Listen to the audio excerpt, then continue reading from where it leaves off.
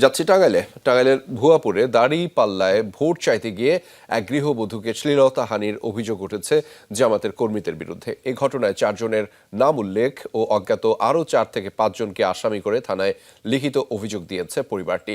লিখিত অভিযোগে বলা হয়েছে, সোমবার সকালে শহীদুল, সোহেল, এনামুল ও আলামিন সহ কয়েকজন ওই বাড়িতে যায়। এ সময় গৃহবধূ জানান তার স্বামী বাড়িতে নেই। এ কথা শোনার পরপরই তারা দাড়িপাল্লা মার্কার পোস্টার হাতে ঘরে প্রবেশ করে এবং দাড়িপাল্লায় ভোট দিতে বলে।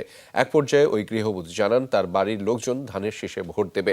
এ কথা জানিয়ে তাদের বের হয়ে যেতে বলেন। লিখিত অভিযোগে আরও বলা হয়েছে, এ সময় আসামিরা ওই গৃহবধূর শ্লীলতাহানির চেষ্টা করে, জোরপূর্বক ধর্ষণের চেষ্টাও করে তারা। পরে নারীর চিৎকার শুনে প্রতিবেশীরা এগিয়ে এলে আসামিরা দ্রুত চলে যায়।